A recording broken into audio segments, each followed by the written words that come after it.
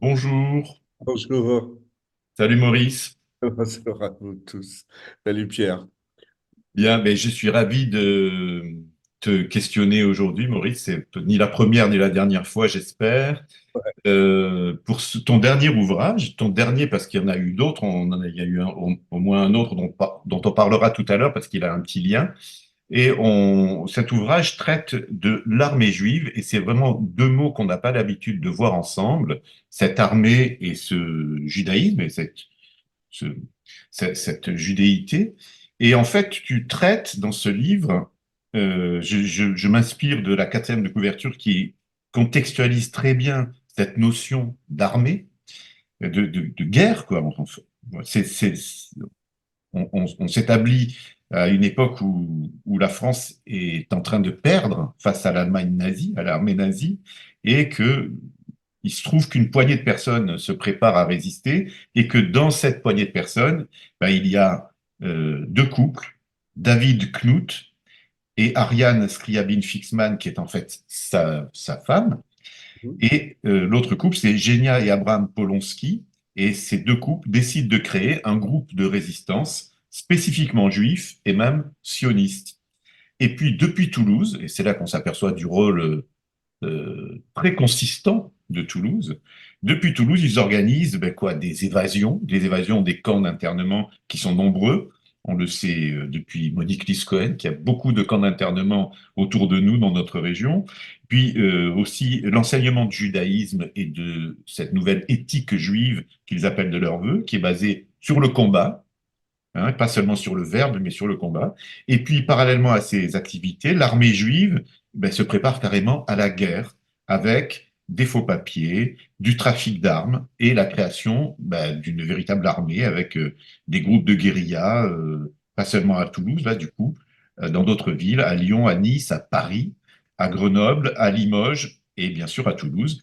Et puis un autre personnage va se joindre à ce groupe que j'ai nommé les deux couples, c'est Lucien Lublin, Aaron Lucien Lublin. Et avec lui, d'autres organisations vont se fédérer, juives toujours, dans le domaine du sauvetage, du passage des Pyrénées, les Pyrénées qui sont la porte de l'Espagne et la porte du salut pour beaucoup de juifs qui transitent en France ou qui sont français, et de l'évasion vers la Suisse, là pour le coup par Lyon et Grenoble.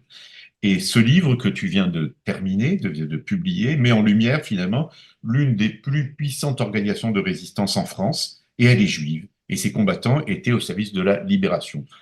Donc, avant de te poser la première question, bien que tu sois très connu au sein d'Hebraïca, puisque tu es le président d'Hebraïca, je veux dire quand même que tu as d'autres qualités, d'autres fonctions. Tu es également coordinateur pour l'Occitanie, pour la région du mémorial de la Shoah, qui t'occupe quand même pas mal de temps aussi. Tu es prof de lettres modernes dans le secondaire et tu es aussi l'auteur d'un autre ouvrage qui est paru il y a peu de mois, qui s'appelle Les Justes en Occitanie, qui est sorti en 2023 chez Priva encore. Et puis tu es aussi, on le sait moins, directeur de l'Institut universitaire d'études juives de Toulouse et je crois que j'ai tout dit, et tu es aussi titulaire d'un master d'histoire contemporaine. Donc tu es un lettré, mais tu es aussi un Ouais, historien. c'est ça, Et on peut s'en apercevoir dans ce livre qui est, je le dis parce que je viens de le terminer, c'est vraiment un roman. C'est vraiment un livre qui se lit comme un roman. Je dis pas ça parce qu'on est amis. C'est un beau livre. C'est un livre qu'on lit avec passion. Tu as réussi à faire un vrai tissage. On sait que les belles littératures, il faut tisser des fils. Et tu as tissé une histoire. On sent déjà quels sont tes personnages favoris. Je sais que tu aimes bien Ariane Fixman, par exemple, mais tu aimes bien aussi Albert Cohen, puisque c'est l'homonyme du Albert Cohen sur qui tu as fait ta thèse quand tu as ouais. passé le CAPES, ta thèse de prof de lettres. Et donc, je dis ça parce que dans ce livre, tu as tissé l'histoire de cette armée que tu as découverte au fil de tes travaux, de tes recherches, mais aussi tu as collationné, comme font les bons historiens et les bons universitaires, tu as collationné des textes, tu les as choisis, triés, et puis tu as intercalé dans ta prose la prose de certaines personnes, maladroite, à droite, Ouais. fleurie, moins fleurie, poétique, et ça, c'est très bien fait. Et on a des fois envie d'en savoir plus, on a presque envie d'aller à tes sources. Voilà. Donc, Oui. ma première question, c'était, après, on en viendra à ce qui t'a motivé, tu le dis un peu dans ta préface, mais ce que je voudrais moi comprendre, parce que c'est ça qui m'a le plus estomaqué, c'est quel est le vrai périmètre de cette armée juive qui naît à Toulouse, au 22 rue de la Pomme et dans des petits coins qu'on connaît tous, qui sont nos coins où on a été Alors, élevé, qu'on connaît. ouais, en tout cas, merci beaucoup pour ton introduction et ce qui me touche particulièrement, c'est ce que tu dis sur l'écriture. Parce que c'est un livre, effectivement, j'ai apporté beaucoup de soin à l'écriture. J'ai voulu, dans, à la suite des chapitres qui n'apparaissent pas comme dans un patchwork, mais qu'il y ait une continuité. Alors, on a des personnages, et même quand il n'y a pas Ariane Fixman, je l'ai quand même mise dedans. Enfin, puis on a de toute façon des héroïnes en particulier, des héroïnes extraordinaires. Mais alors, le périmètre de l'armée juive, ben, si on s'en tient à Toulouse, on a quelques lieux, enfin, pas symboliques, quelques lieux fondamentaux. Rue du Rempart Saint-Étienne, le numéro 2, pas très loin du commissariat central de l'époque, qui se trouve au numéro 19 et 20. On a rue Tripière. La rue Tripière, elle est près de la place de la Bourse et c'est là que se situe le principal piège, mais pas le seul, mais l'un des deux pièges de la milice et de la Gestapo qui vaudra l'arrestation d'un des membres de l'armée juive.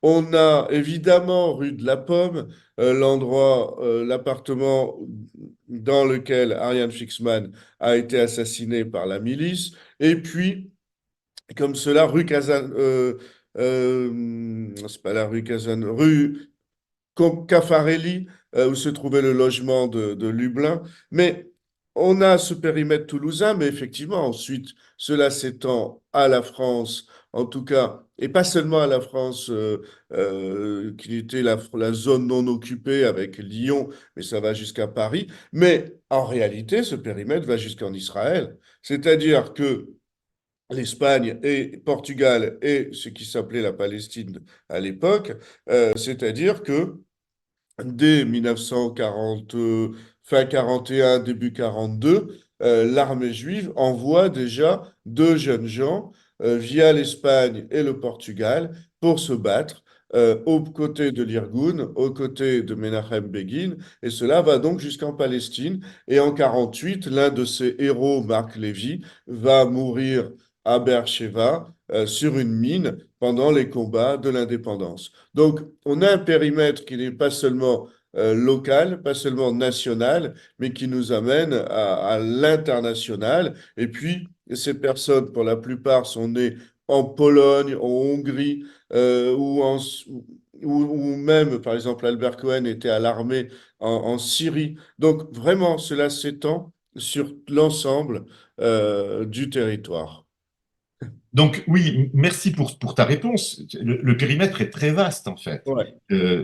Il y a un lieu toulousain donc, que tu n'as pas cité. Tu as cité la rue du Rempart Saint-Étienne. C'est là où habitait un des protagonistes. Albert Cohen, enfin, le bureau Voilà. central était situé là, la le, boutique qui leur le servait. fameux bébé. Voilà, et je voudrais maintenant qu'on passe au personnage. Mais avant, il y a un lieu, moi, qui me tient beaucoup à cœur et que tu n'as pas cité, et pourtant il est cité dans ton livre, c'est la synagogue Palapra. Eh oui, oui, tu as raison.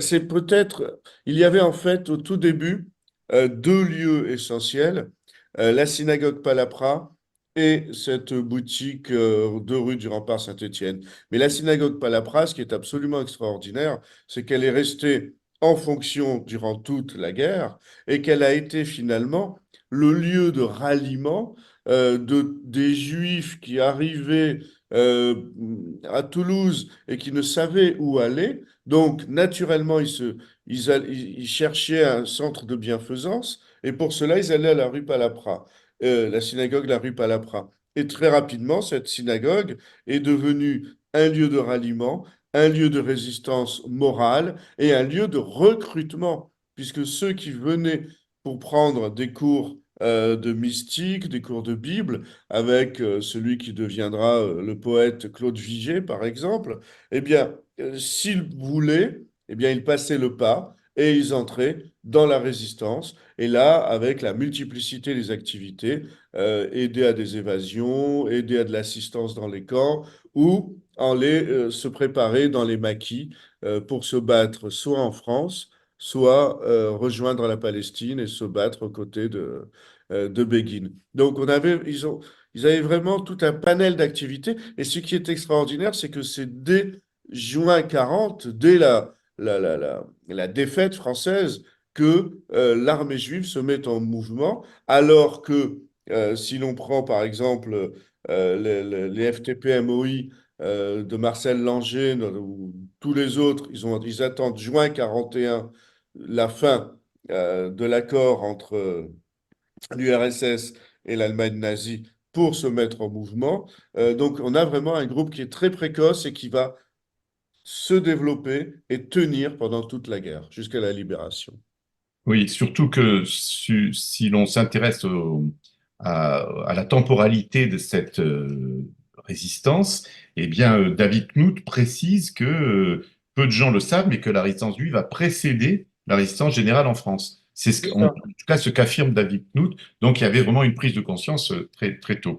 Alors, ce que Oui, je voudrais que tu nous dises, alors, on va parler de ces personnages phares qui sont les deux couples que j'ai cités, le couple Knut, Sarah Fixman, Ariane ou Sarah, ouais, donc on l'appelle de son nom de femme convertie au judaïsme, puisque c'était la fille de Scriabine et la nièce de Molotov, celui qui a donné un ministre, qui a donné son nom au cocktail Molotov. le cocktail. Et l'autre couple, c'est le couple Polonsky. Ouais. Euh, Ce que je voudrais que tu nous dises, c'est ce que j'ai trouvé très, très incroyable, c'est que pour rentrer dans l'armée juive, et elle a compté à la fin entre 1500 et 2000 membres, ce qui n'est Ouais. pas rien, il fallait passer par une sorte de cérémonie un petit peu étrange et un petit peu Ouais. qui rebutait un petit peu les prétendants. Ouais, c'est vrai que très tôt, ils ont mis en place cette cérémonie et le serment, dont je n'ai plus l'intitulé exact, mais que vive l'État d'Israël, que vive l'Eretz Israël. Il y a un serment auprès de l'armée juive, un serment à la fois euh, patriote français pour la résistance et patriote juif pour le sionisme. C'était dans ces deux axes.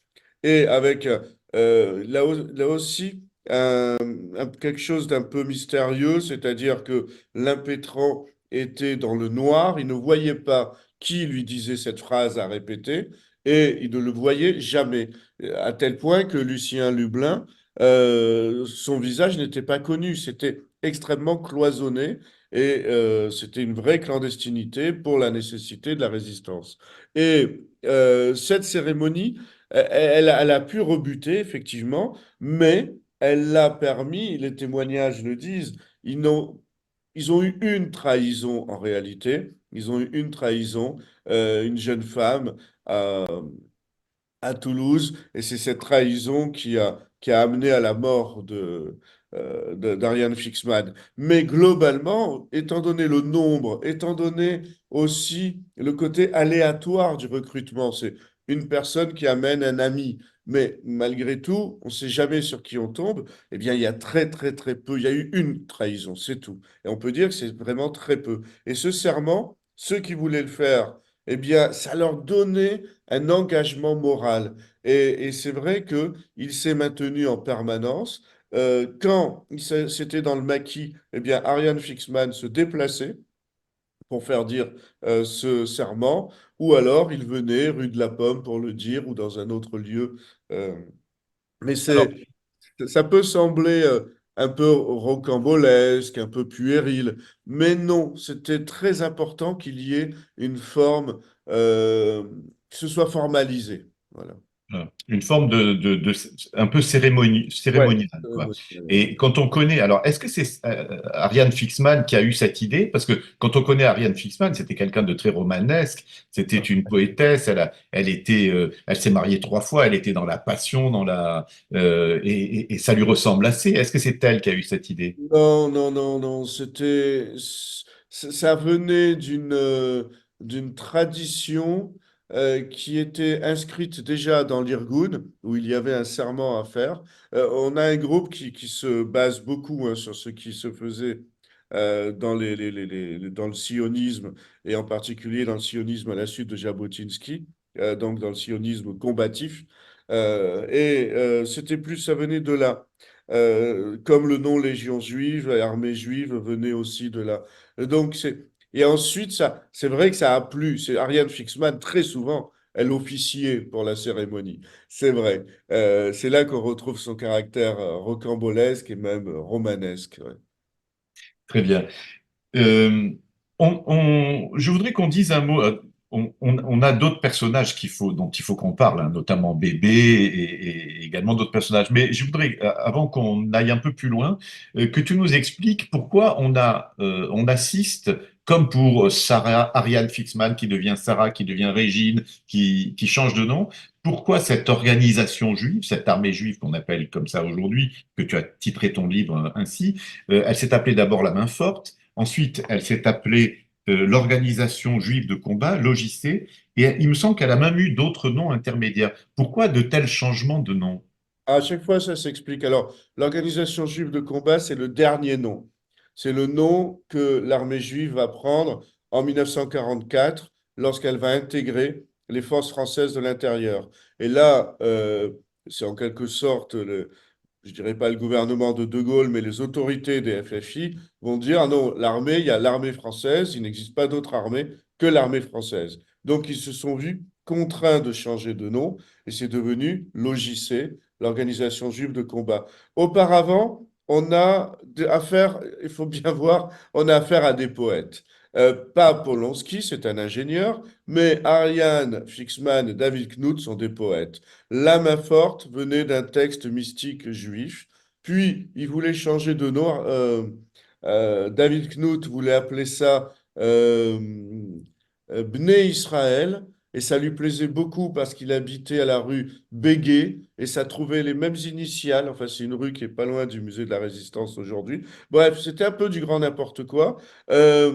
Ensuite, c'était Polonsky voulait un autre, enfin, voulait un autre nom. Bref, on est dans un flou parce qu'on est aussi dans une organisation qui n'est pas encore hiérarchisée. C'est au moment où David Knut va partir en 42 parce qu'il sait qu'il est activement recherché par la Gestapo, en tout cas par la milice et la Gestapo, et donc il va. Après la mort de son épouse, Non, non, non, non. Son ou épouse avant? 4, c'est un mois avant la libération. La mort d'Ariane Fixman est une tragédie absolue. À un mois près, elle vivait la libération et elle était encore de ce monde. Et non, non, là, il part. Il emmène d'ailleurs avec lui la fille aînée d'Ariane Fixman enceinte. Betty? Non, non, Betty, c'est la deuxième qui va rester se battre, justement. La première, je n'ai plus le nom en tête. Et à partir de là, on a deux hommes qui vont prendre en charge l'armée juive, Lublin et Polanski. Et c'est Lublin qui va être un véritable stratège.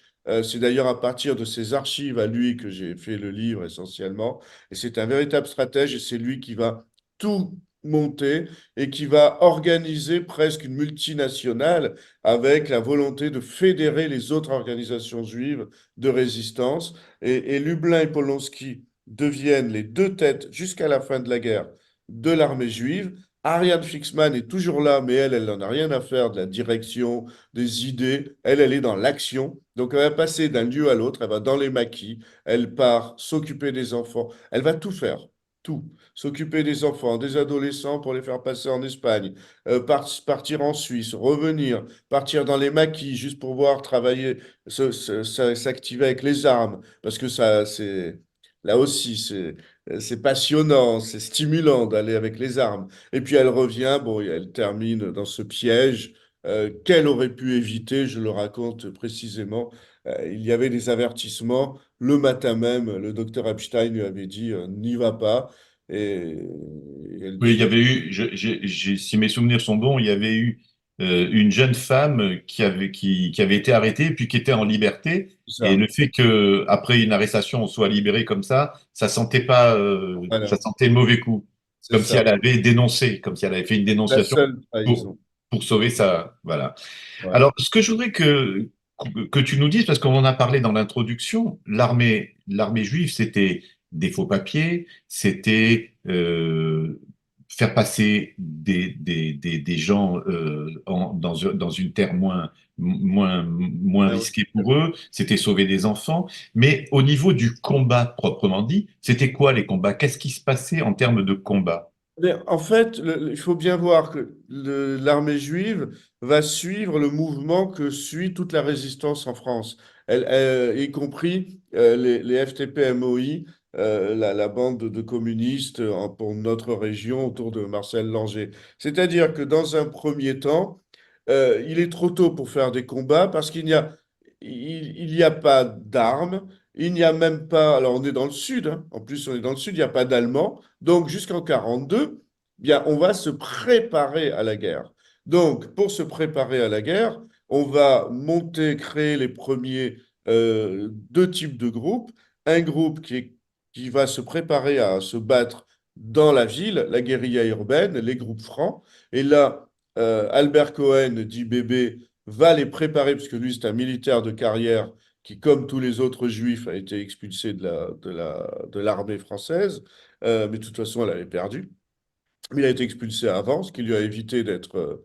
Enfin, ce qui lui a, enfin, ça lui a permis de revenir plus vite, surtout que les autres.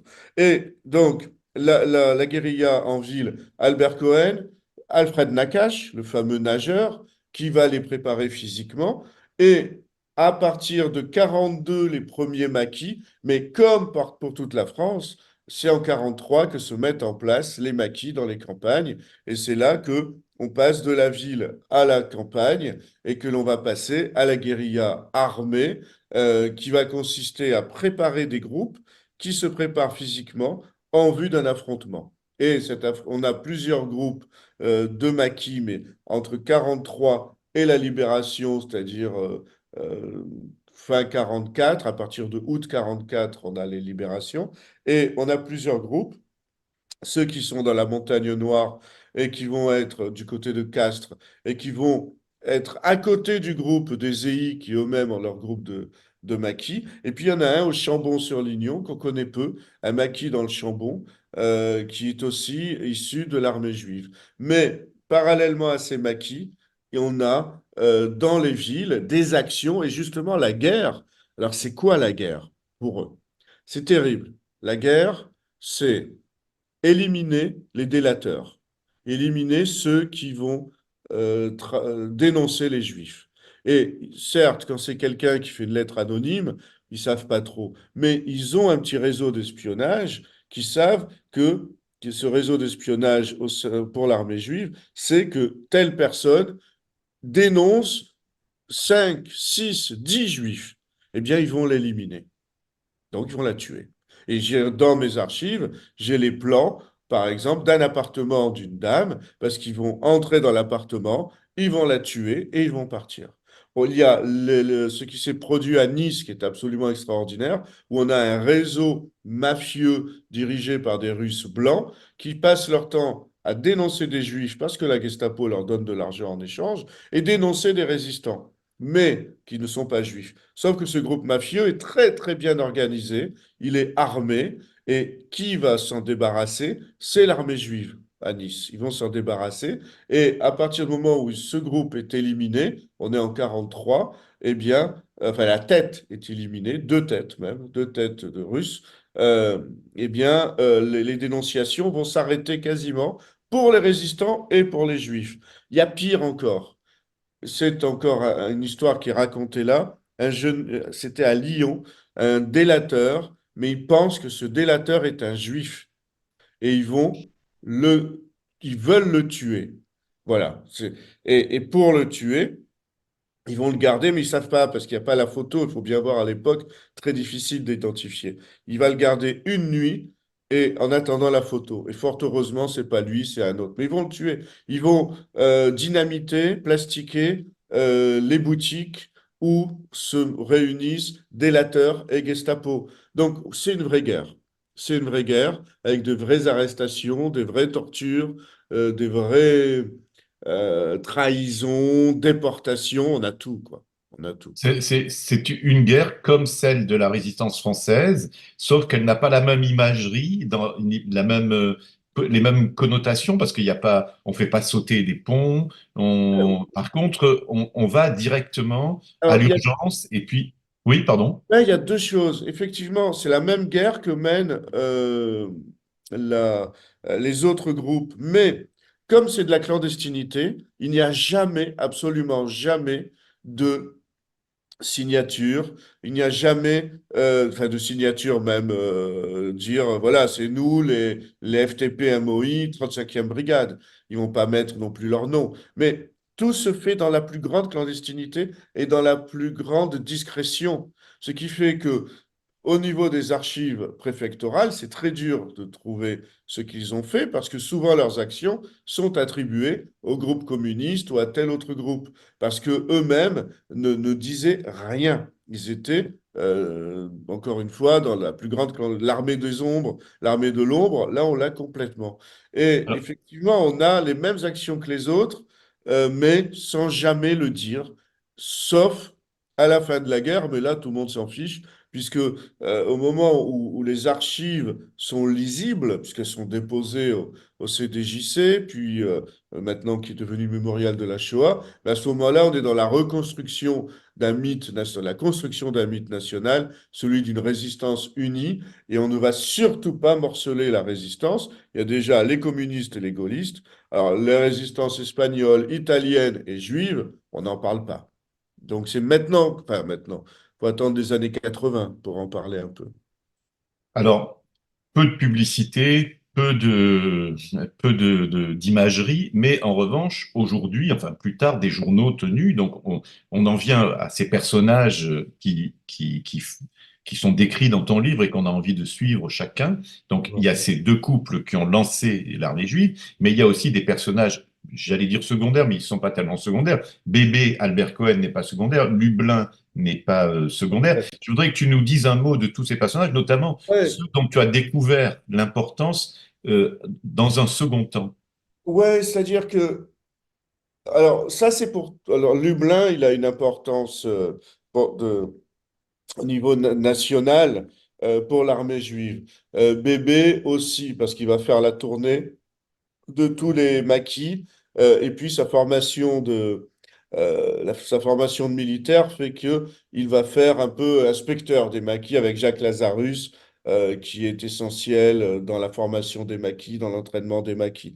Mais on a une galerie de portraits et notamment le cahier de photos à l'intérieur du livre, on ne peut pas les montrer parce qu'il y a des droits, donc faut le lire. Mais par exemple, Rachel Shegam à Nice, qui est magnifique, qui ressemble à une actrice chez Marcel Carnet. On a des gens absolument fabuleux. Il m'est difficile aujourd'hui d'en sortir parce que euh, chacun mérite effectivement. Par exemple, à la fin du livre, j'ai interviewé trois personnes, des enfants d'eux, puisqu'ils sont tous disparus aujourd'hui. La fille de Jacques Lazarus. Jacques Lazarus a écrit lui-même ses mémoires, il est très connu. Donc, c'est pas une nouveauté, mais ce que nous dit sa fille est très intéressant et elle nous a notamment donné un beau portrait inédit qui est dans ce livre, Elle s'appelle Nora. Nora. Et la fille d'un bonhomme génial, mais qui est complètement tombé dans les oubliettes, Josué Lifshitz. Ce Josué Lifshitz, sa fille, c'est Anne Krams. Et ce Josué Lifshitz s'est battu déjà en 1917 dans la brigade juive qui avait été montée par les Anglais aux côtés de Ben Gurion. Et une fois que la Deuxième Guerre arrive, eh bien, il s'engage à nouveau et il fait une deuxième guerre, ce Josué Lifshitz. Et puis, j'ai interviewé, évidemment, le Jean-Pierre Cohen. Jean-Pierre Cohen, puisqu'il est le fils de Georges Cohen, et donc le demi-frère de Monique Lise Cohen. Mais on a énormément de personnages. À Paris, c'est Tony Green, qui deviendra ensuite ambassadeur d'Israël après la guerre. Et puis Pierre Loeb, enfin, c'est extraordinaire. Et tous oubliés. Voilà, tous oubliés. Et c'est vrai que ce livre, c'est pour ça que dans mon intro, j'insiste beaucoup, je leur rends hommage. Je ne peux pas garder la neutralité de l'historien. Je suis et, et comment dire, perdu, je ne sais pas si on est perdu d'admiration pour ces personnalités-là. Je comprends d'ailleurs. Et j'ai noté une chose, c'est que, mais je l'ai remarqué parce que moi aussi j'ai interviewé des enfants d'eux, et il y a ceux qui ont été bercés par les récits de leurs parents, et puis il y a ceux qui n'en ont jamais entendu parler parce que la parole était fermée. Et ça, c'est Ouais, marrant parce qu'on le retrouve là, par exemple, chez George Cohen, il parlait à son fils, alors que, et Lazarus parlait aussi à ses enfants, alors que Josué Lifshitz, pas.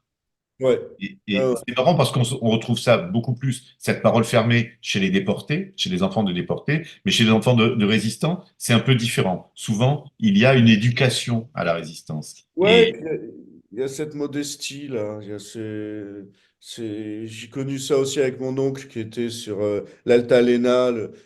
Pareil, il a combattu aux côtés de Begin. L'Altalena est le seul bateau, c'est un bateau qui a amené des armes pour l'Irgun et Ben Gurion a bombardé ce bateau. Et donc, mon oncle Raymond, et qui est arrivé à la nage à Haïfa.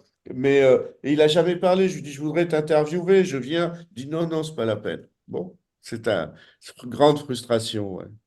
donc, tu dis que tu as été ébloui Ah par ouais. certains témoignages et par des personnalités qui sont des gens tellement courageux et puis tellement inspirés, surtout dans leur manière de résister et puis d'organiser, surtout d'organiser un recrutement comme ça, formidablement efficace, en quelque sorte. Ouais, c'est ça. Et en même temps, dans les témoignages, on voit que c'était un peu le bazar. À Lyon, il y avait une maison où ils venaient tous, et dans cette maison, ça ressemblait à rien. Chacun essayait de se trouver un petit endroit pour dormir, un petit machin à manger. Euh, donc, c'est à la fois un très grand bazar et une très grande minutie et une très grande solidarité. C'est-à-dire que quand une grande partie de l'équipe de l'armée juive va être arrêté parce qu'il y a un piège, là aussi, d'un film d'espionnage avec un agent secret allemand qui se fait passer pour un envoyé de Londres et qui leur promet des armes et qui leur propose d'aller à Londres. Et en fait, c'est pas à Londres qu'ils vont aller, mais ils vont se faire arrêter. Ils vont à la Gestapo française rue de la Pompe et de là, ils vont être déportés. Bien, quand cette arrestation a lieu à Paris, les autres groupes de l'armée juive sont prêts à se rendre à Paris pour les libérer manu militari. Et on a comme cela, et quand par exemple Nice va être libérée, toute l'équipe, ou une grande partie de l'équipe, va se rendre à Paris pour libérer Paris. Pas libérer les Juifs, mais libérer Paris. Donc, on a une très grande solidarité entre eux et une motivation qui ne va jamais cesser. Et puis quand la France sera libérée, eh bien, ils déplaceront leur combat vers la Palestine et la création de l'État d'Israël. Quel est le personnage qui est resté le plus en toi, qui t'a le plus habité après avoir écrit la dernière ligne du Ah, bouquin? ça reste bébé, hein, ça reste le petit Albert Cohen. Peut-être parce que 1m50, 1m50. 1,56 m, les Ouais. yeux marrons et toujours sur son vélo. Et c'est vrai que et puis, dans un mouvement incessant, et dès le début, il était là, et jusqu'à la fin. Et après même dans les années 70, bah, ils sont tous, hein, ce sont comme pour les FTP-MOI, ensuite, ils sont rentrés dans les rangs pour la plupart, sauf ceux qui sont devenus ambassadeurs, ou celles surtout qui sont entrés dans les organisations sociales qui ont intégré ensuite le FSJU ou l'OSE. Mais Albert Cohen, ouais, c'est celui que je rêve de mettre en théâtre ou au cinéma. Mais Ariane Fixman, j'imagine bien aussi un grand monologue d'Ariane Fixman avec une voix, on lui disait une voix rauque et un De accent. grande fumeuse, elle fumait, elle mangeait pas, pareil.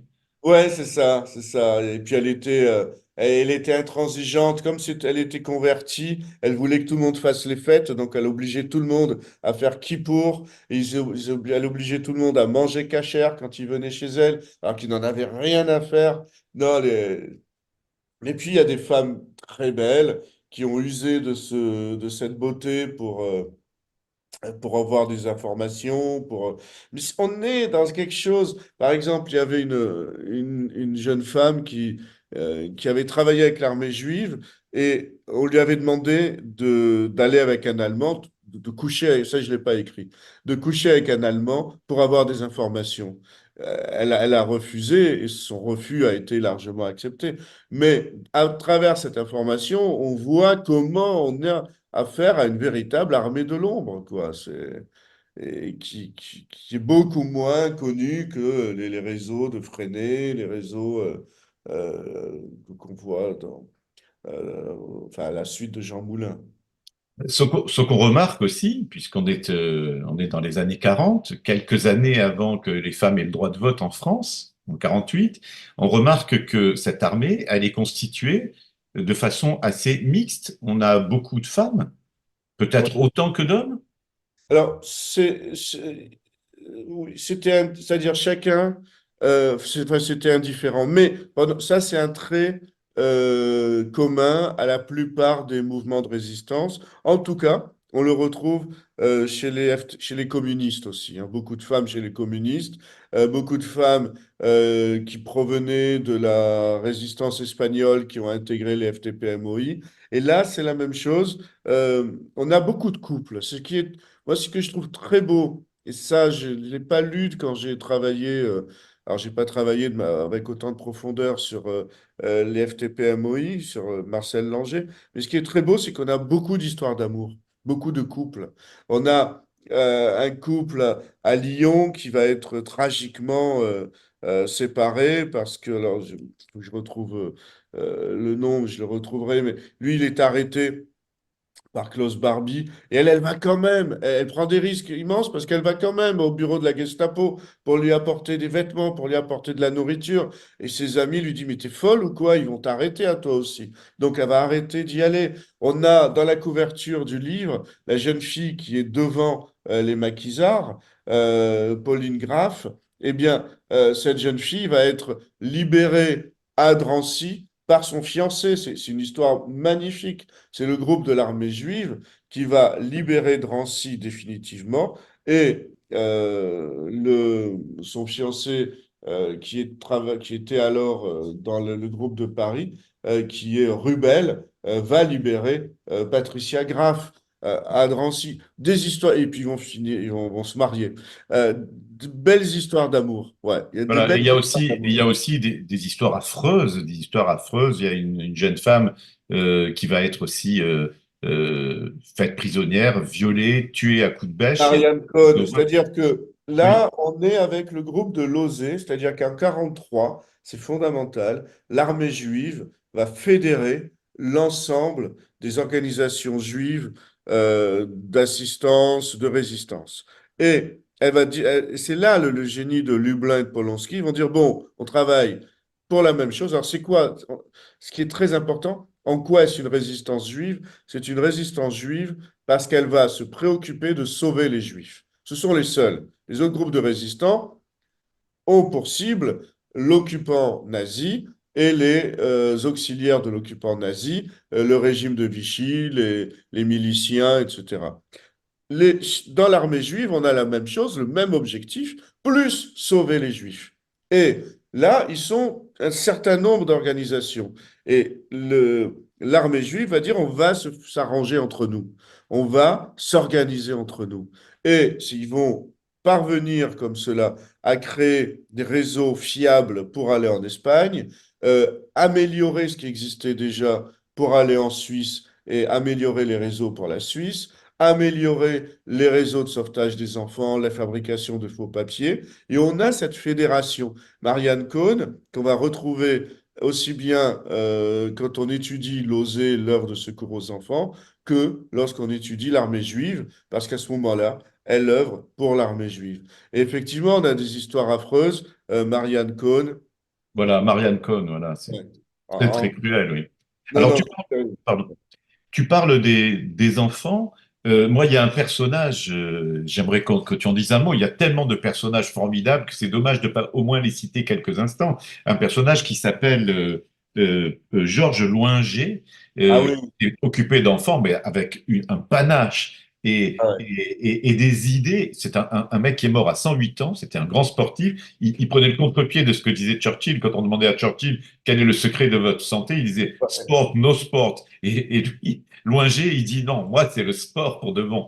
Alors, Ah, raconte, parce que Loinger ouais, a justement, sauvé alors, des enfants en Suisse de façon ouais. incroyable, Alors, en les faisant jouer au foot. Georges Loinger fait partie de l'OSE, l'œuvre de secours aux enfants.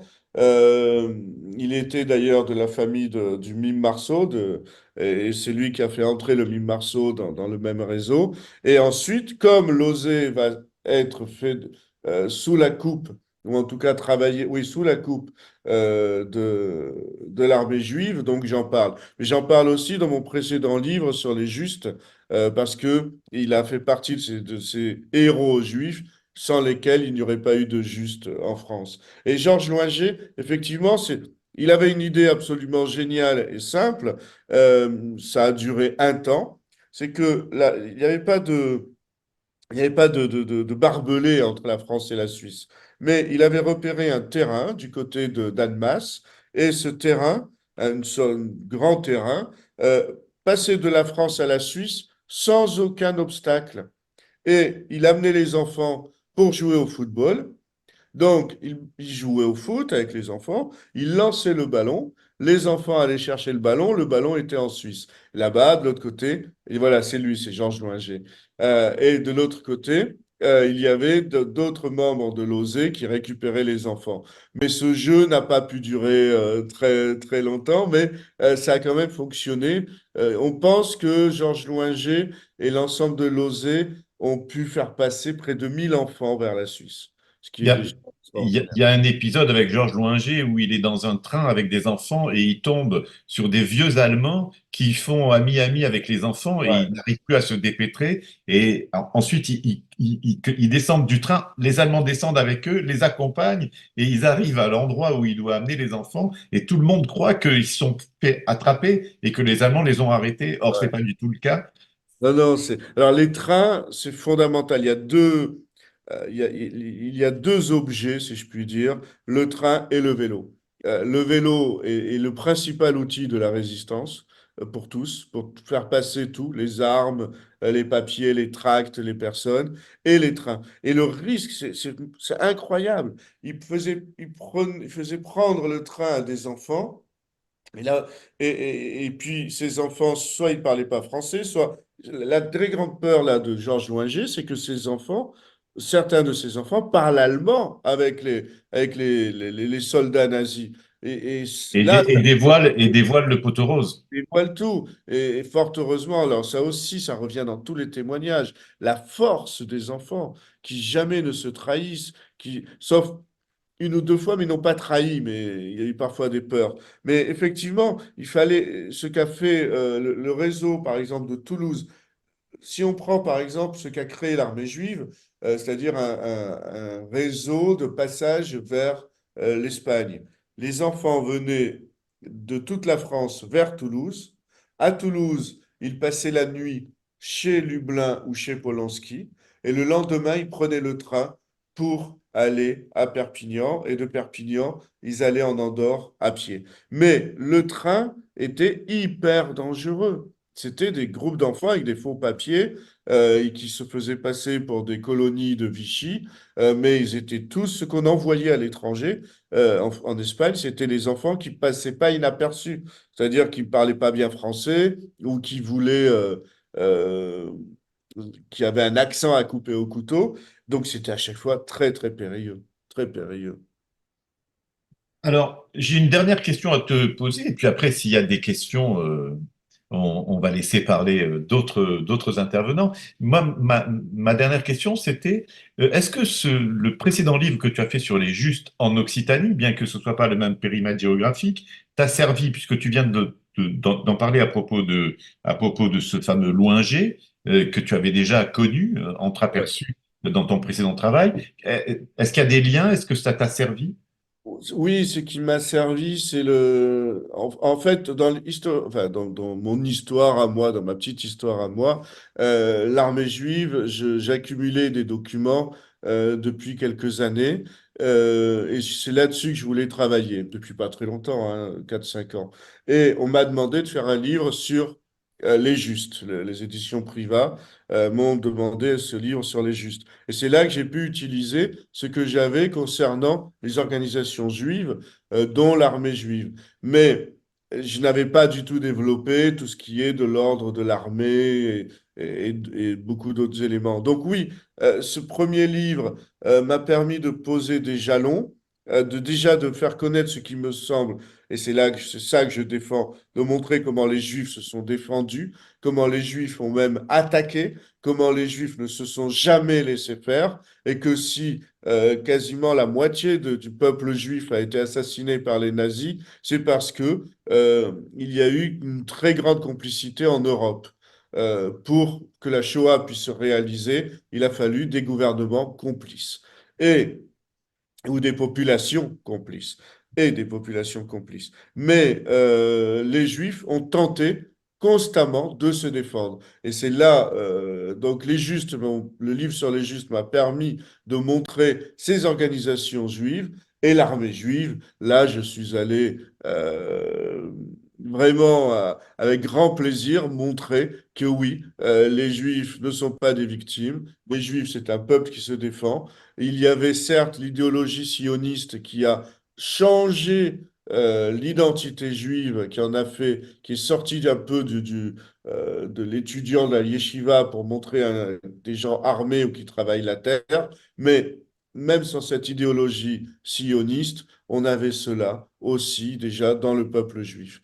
Donc oui, les justes m'ont eu servi, mais l'armée juive, je tenais vraiment à montrer, et aussi montrer que le titre, et j'étais très content qu'avec Privat, on ait trouvé ce titre, L'armée juive, une résistance française. Les Juifs font partie de l'histoire de France et font partie de la résistance française. Oui, pour préciser ma question, et la pensée qui était derrière ma question, c'était que les Justes, comme l'armée juive, ont aidé à sauver des Juifs. Il y a eu, en France, je pense que la France, c'est le pays où on a le plus sauvé de Juifs. Il y avait 300 000 Juifs en France, il n'y en a que 75 000, c'est toujours Oui, nul de dire ça, mais il n'y en a que 75 000, 75% des Juifs en voilà, France. ont été sauvés. Alors, 4000 juifs, juste, plus de 4000 justes ont aidé, et il y a tous ceux qu'on ne connaît pas, mais l'armée juive a aussi un rôle à jouer dans ce sauvetage, dans cette, dans Oui, cette, dans cette protection finalement, dans cette évasion euh, la- discrète d'un certain nombre de populations juives. oui, l'armée juive est justement à partir de 43, du fait de cette fédération qu'elle crée. Et on a les autres organisations. On a une trentaine d'organisations. On peut citer, on a cité l'OSE, on a cité les éclaireurs israélites juifs, les EI, mais on peut citer les mouvements de jeunesse sionistes, on peut citer l'ORT, notre fameux lycée de Colomiers, eh bien, il a aussi aidé les juifs pendant la guerre. Et puis d'autres, des organisations yiddish, des organisations bundistes. On a pléthore d'organisations qui vont aider les Juifs. Entre 40 et 42, ils se plantent un peu parce qu'ils vont les aider dans les camps et finalement, ils vont pas empêcher les déportations, sauf justement l'armée juive qui va commencer à faire des évasions. Et là aussi, on a des évasions. Un bonhomme, Freddy Spilfogel, qu'on a eu la chance de Ah connaître oui, au centre j'ai communautaire. longuement interviewé, oui. Ouais, qui s'est échappé Oui. du camp de Noé déguisé en bougie de Hanouka. Et qui s'est Enfin, évadé qui s'est évadé aussi de Saint-Michel juste avant oui, ouais, tout à fait, parce qu'il s'est fait la rafle. choper. Et c'est, ouais, ouais. Et donc, on a ces évasions-là, et ces évasions, c'était pas bien vu. C'était, qu'est-ce qu'on fait? Enfin, ils avaient pas. Et là, oui, là, l'armée juive va les évader pour les engager, pour en faire des soldats. Et puis les enfants pour les sauver après 42. après la nuit de Vénitieux, où là, le monde de l'assistance dans les camps s'est rendu compte avec effarement que Vichy et les autorités nazies arrêtaient les enfants et déportaient les enfants. Est-ce que dans notre nombreuse assistance virtuelle, est-ce qu'il y a des gens qui ont envie de poser une question à Maurice? Oui, oui, bah, je vais poser la première. J'ai deux questions. D'abord, Ouais. merci, hein, merci vraiment à Maurice hein, pour cette présentation et à Pierre pour, bon, non, je le dis sincèrement, hein, des questions tout à fait précises et pertinentes. Hein. Moi, j'ai deux questions. La première, c'est dans ce livre, vous parlez d'éthique juive. Ah, vous l'avez abordé un peu tout à l'heure. En quoi a-t-elle consisté? On en parle beaucoup d'ailleurs aujourd'hui d'actualité, d'éthique pendant la guerre. En quoi consistait cette éthique juive de la guerre? Alors, cette éthique juive consistait par exemple à ne jamais sombrer dans la violence. Pardon, dans la vengeance. Dans la vengeance. Euh, il y a un récit, un groupe de maquisards va arrêter des Allemands. Nous sommes dans l'année 43, fin 43, début 44. Va arrêter des soldats allemands. Ils savent pas quoi en faire. Ils savent pas quoi en faire. Et est-ce qu'ils vont les tuer, pas les tuer? Ils les tuent pas. Parce que on va pas tuer quelqu'un qui se retrouve sans défense. Donc, ils vont les libérer. Sauf que, dans son récit, ils se retrouvent à un autre combat et ils arrêtent les mêmes soldats allemands. Et là, il dit non, on ne les libère plus. Voilà. Bon, il y avait d'abord une éthique, puis il y a la réalité de la guerre. À un moment aussi, la libération de Paris. Là, c'est Tony Green. Il se retrouve, l'armée allemande, elle est en pleine déroute. Ils arrêtent les Allemands, ils ne savent pas quoi en faire. Ils les amènent avec eux et ils les gardent. Et ils les gardent parce qu'ils pourraient les tuer dans un coin ou je ne sais quoi, comme feraient des Russes, par exemple, avec les nazis. Bien, ils les gardent. Et le soir, quand ils vont manger, ben, ils vont manger ensemble. Mais il se dit, et c'est là que j'adore les témoignages parce que c'est à hauteur d'homme, il dit, bon, mais quand même, ils mangeaient avec nous, mais ce sont des prisonniers.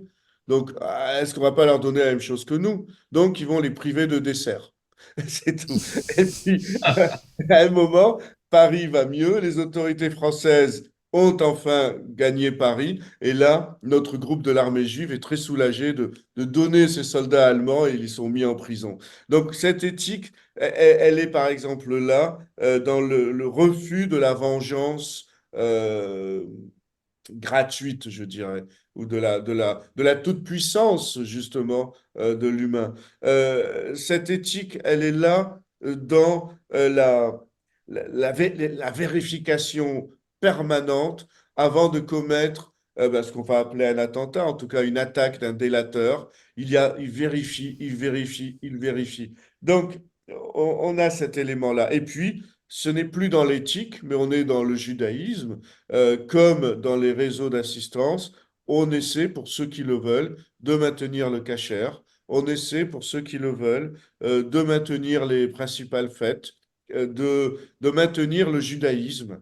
Ça, c'est fondamental, maintenir le judaïsme. Ça, toutes les organisations juives ont, ont persévéré dans cet objectif de ne pas faire autrement que ce qu'ont voulu faire les nazis, c'est-à-dire la disparition du peuple juif, et de faire en sorte que ce peuple juif perdure.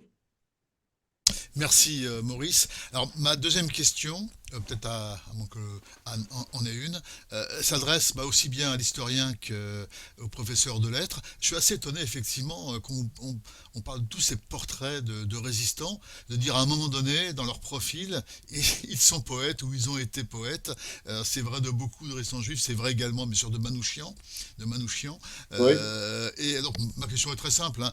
Quel est le secret qui dans la poésie, alors peut-être ne crée pas, mais du cas encourage cet esprit de résistance. Ah oui, mais oui, c'est une très jolie question. Merci de... Elle est très jolie. La poésie est un acte de liberté, de toute façon, puisque la poésie est le fait d'écrire autrement que ce qui est écrit. On est nécessairement dans l'innovation, dans la création. Et la résistance, c'est ça aussi. La résistance, c'est euh, voir le monde autrement, dire non, dire je vais faire autre chose et je vais écrire autre chose. Et il est vrai que on pourrait citer René Char qui se battait la nuit et était résistant, se battait la nuit et écrivait le jour. On a Paul Éluard, on a Louis Aragon. Et c'est vrai que la poésie, loin de maintenir dans un état presque passif, elle amène toujours à l'action. Et la poésie, ça, c'était des gens comme aussi bien Baudelaire que Rimbaud marchaient beaucoup, étaient dans une action du corps. C'est très, c'est très physique, la poésie. C'est lié au souffle, c'est lié au corps, et la résistance est liée aussi au souffle et au corps. Après, il faut bien voir que dans le cas d'Ariane Fixman et de David Knuth, on a affaire déjà à des gens un peu révolutionnaires. David Knuth n'a pas participé à la révolution russe, mais il a vécu et il n'était pas totalement pour les communistes. Ariane Fixman était une Russe blanche contre les communistes, donc contre son oncle d'ailleurs, Molotov. Donc ils étaient aussi déjà dans un état d'esprit enfin en tout cas marqué par les révolutions et donc en réaction. On est dans une époque qui est très, euh, qui est bouillonnante. Donc, Merci. Si Merci vous voulez, beaucoup, pardon. Maurice. On a une question de Marjorie que je viens de voir. Oui, une demande de question de Oui, Marjorie. Et Pierre, oui, ce sera à vous bonsoir. après. Alors moi, je peut-être trop imprégnée de cinéma, mais en fait, avec ce qui s'était dit, ce que quand j'ai pris la conférence au vol et que j'ai entendu ce que tu disais, Maurice, j'ai pensé à deux films. Alors, Inglourious Basterds d'un côté et Monuments Men de l'autre. Alors, j'ai une question peut-être un peu trop cinématographique, tu me diras, mais est-ce que il y a eu, après, tu disais qu'il y avait très peu de traces des actions, mais est-ce qu'il y aurait eu sauvetage, soit de documents religieux rares, précieux, importants, ou d'œuvres d'art, voilà, qui auraient été, qui auraient pu être ou sauvées, ou alors peut-être qui auraient peut-être pu servir à financer quelque action. Voilà ma question. ouais, pas non. En tout cas, dans les archives sur lesquelles j'ai beaucoup travaillé, dans ces archives-là, alors, par rapport à Glorious Bastard, on n'est pas dans cette idée de vengeance. Donc, on ne l'a pas. On a vraiment affaire à des jeunes gens, même un peu naïfs, mais qui se battent. euh, Vraiment parce que c'est David contre Goliath, mais on n'est pas dans... Et puis, ils n'ont pas en conscience pleinement de ce que fut la Shoah. Ça aurait changé tout. Et ils le disent. 5 ans, 10 ans après la guerre, ils le disent. Si on avait su ce qui s'était passé dans les camps, on sait comment ils avaient traité les Juifs, on n'aurait pas été aussi clément. Donc, on n'a pas de Glorious Bastard. Quant aux œuvres d'art ou aux objets religieux, ben non, on est en France. Et en France, on n'a pas besoin de les sauver parce qu'ils sont préservés dans les synagogues. En France, on ne brûle pas les synagogues. Et on brûle, si on prend les drames, ce sont les nazis qui les commettent, comme Oradour-sur-Glane, on en parle beaucoup ces jours-ci, à juste raison. Mais les Sefer Torah vont très bien, ils sont dans les synagogues. Et quant aux œuvres d'art spoliées, là, c'est en dehors de leur champ d'action. C'est sauver les hommes, sauver les femmes, sauver les enfants. Et s'il y a des œuvres spoliées, ils vont pas risquer pour cela. Par exemple, il y a un antiquaire qui vont dynamiter. Ils vont dynamiter parce qu'ils lui ont dit d'arrêter de faire de la délation, ou alors ils allaient dynamiter sa boutique. Il n'a pas arrêté, et il est probable que dans sa boutique d'antiquité, il y ait des œuvres spoliées. C'était pas la question. C'était pas la problématique pour eux. Donc là, les deux références cinématographiques, elles sont à la fois passionnantes, mais ne les concernent pas, non. Non, non. Alors, par contre, il y a quelque chose qui est resté et qui rejoint la question de Marjorie et la question de Jean-Luc, c'est de la poésie. Et cette Marianne Cohn, Ah oui. Cohn, qui a été si horriblement tuée, si vous le permettez, je voudrais lire la poésie qu'elle a laissée, Très beau, ouais. qui est très courte et qui est une des raisons, à mon avis, d'acheter le livre Séance tenante. Ça s'appelle Je trahirai demain. Je trahirai demain, pas aujourd'hui. Aujourd'hui, arrachez-moi les ongles, je ne trahirai pas. Vous ne savez pas le bout de mon courage. Moi, je sais. Vous êtes 5 mains dures avec des bagues, vous avez aux pieds des chaussures avec des clous. Je trahirai demain, pas aujourd'hui. Demain, il me faut la nuit pour me résoudre, il ne faut pas moins d'une nuit pour renier, pour abjurer, pour trahir, pour renier mes amis, pour abjurer le pain et le vin, pour trahir la vie, pour mourir. Je trahirai demain, pas aujourd'hui. La lime est sous le carreau. La lime n'est pas pour le barreau. La lime n'est pas pour le bourreau. La lime est pour mon poignet. Aujourd'hui, je n'ai rien à dire. Je trahirai demain. Mm. Waouh. C'était Merci lors d'une Pierre. précédente arrestation. Ouais. Et elle est morte à 22 ans, massacrée. Maurice, une toute dernière question. Quelle connaissance avait un Jean Moulin de l'armée juive? Vision. Euh, euh, J'hésite entre aucune et un profond, Des intérêts? ouais, indifférence. La différence. Indifférence. Et François Verdier, Ouais, l'armée juive, je ne sais pas, je ne saurais pas, je ne peux pas me prononcer. Je ne sais pas si dans les écrits, en tout cas, pour les mouvements unis de résistance, l'armée juive, elle rentre pas. Mais l'armée juive ne veut pas rentrer là-dedans. Elle ne rentre pas dans la préparation du débarquement. Elle n'est pas du tout dans cette idée-là. Elle est dans l'idée qu'il faut sauver les juifs. Et sauver les juifs et bien sûr mettre fin à la guerre, cela mettra fin aux déportations et aux persécutions. Mais euh, j'ai une histoire là-dessus qui est très, très révélatrice. Une grande partie de l'armée juive va se trouver piégée à Paris, et avec eux d'ailleurs une grande partie des ZI, et ils vont tous être déportés. Et ils vont survivre parce qu'ils vont s'échapper du wagon. Et au lendemain, à la libération de Paris, euh, c'est Tony Green et un autre, dont l'autre qui est revenu, qui s'est échappé du wagon, et ils vont voir les Anglais. Et ils vont voir les autorités anglaises. Donc on est à la libération, après la libération. Et il dit aux autorités anglaises, vous savez, il y avait cet officier anglais, qui en réalité n'était pas un Anglais, mais qui était un nazi déguisé, enfin, qui se faisait passer pour un officier anglais. Et à cause de lui, nous avons été déportés. Nombre de nos coéquipiers, amis, ont été assassinés. Réponse de l'anglais, de l'officier anglais, il dit, je le savais, nous le savions, il était on était en train de le surveiller, mais comme ce qu'il faisait ne nous concernait pas, nous n'avons pas agi. Donc, les Juifs n'en avaient rien à faire. Sauver des Juifs, ce n'était pas leur problème, ce n'était pas un objectif de guerre. On retrouve exactement la même problématique que pour les camps d'internement, les camps de concentration, les centres de mise à mort. Ce n'est pas un objectif de guerre. Donc, cette anecdote me fait penser que finalement, l'armée juive, personne n'en avait rien à faire, et c'est pas pour eux qu'ils allaient se bouger. Donc, entre indifférence et ignorance. Merci Maurice, et merci Merci à vous. infiniment à Pierre pour cette interview, un sujet vraiment passionnant. Donc évidemment cette vidéo sera, cette conférence sera en vidéo, en podcast sur la chaîne Hebraïca.